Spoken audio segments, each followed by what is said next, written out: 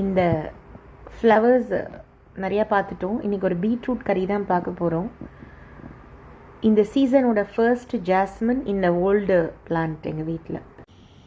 சுட சுட சுட ஒரு பீட்ரூட் தோரன் எப்படி பண்ணுறது, பீட்ரூட் கறி தோரன் சப்ஜி எப்படி பண்ணுறதுன்னு பார்க்கலாமா? வாங்க இந்த பீட்ரூட் எப்படி தோல் சீவிட்டு நறுக்கிறதுன்னு பார்க்கலாம். இந்த பேக்ட்ராப்பில் முன்னாடி தான் டைனிங் டேபிள் இருக்குது.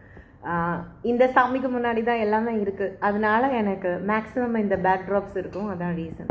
இந்த பீட்ரூட்டை நல்லா தோலை சீவிட்டு பொம்மையாக பொடி பொடியாக நறுக்கி கடுகு உளுத்தம்பருப்பு கருவேப்பிலை பெருங்காயம் தாளித்து பீட்ரூட்டை போட்டு தேவையான உப்பு போட்டு மிதமான தண்ணி ஊற்றி அது வேகிறதுக்கான அளவு நல்லா வெந்த உடனே தேங்காய் போட்டு ஒரு 1/4 ஸ்பூன் ஜீனி போட்டு இறக்குனீங்கன்னா அருமையான பீட்ரூட் கறி ரெடி.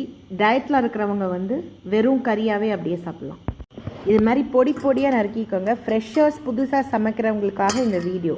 ஓகே, வாங்க இப்போ எப்படி பீட்ரூட் தோரன் கறி சப்ஜி எப்படி பண்ணுறதுன்னு பார்க்கலாம். This goes very well with rice only, none other than rice any sambar sabzi kurma along with this is a best combo. Papad இருந்தால் பப்பட் ஆட் பண்ணிக்கோங்க. இந்த பீட்ரூட் இது மாதிரி நல்லா வாஷ் பண்ணிக்கோங்க, இல்லைனா மண் வாசனை வந்துடும்.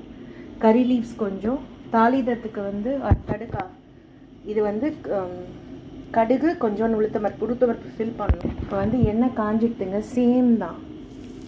பெருங்காயம் போட்டுக்கோங்க.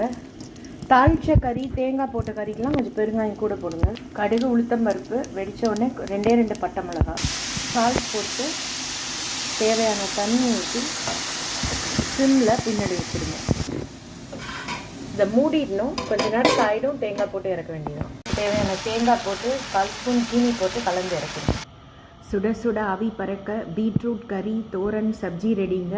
எப்படின்னா பொடி பொடியாக பீட்ரூட்டை தோலை சீவி நறுக்கிட்டு நல்லா அலம்பிட்டு எண்ணெய் யூஸ் பண்ணுறீங்களோ 1/2 ஸ்பூன் எண்ணெய் ஊற்றி பெருங்காயம் கடுகு அரை உளுத்தம்பருப்பு கருவேப்பிலை நல்லா தாளிச்சிட்டு பொடியாக நறுக்கின பீட்ரூட் அதில் போட்டு தேவையான தண்ணி விட்டு உப்பு போட்டு மூடி வச்சுருங்க. வெந்து சுருங்கின காட்டியும் நம்ம துருவின தேங்காய் ஒரு 1/4 ஸ்பூன் சீனி போட்டு இறக்கிட்டிங்கன்னா ஹெல்த்தியான ஒரு கறி சப்ஜி ஆர் தோரன் ரெடி.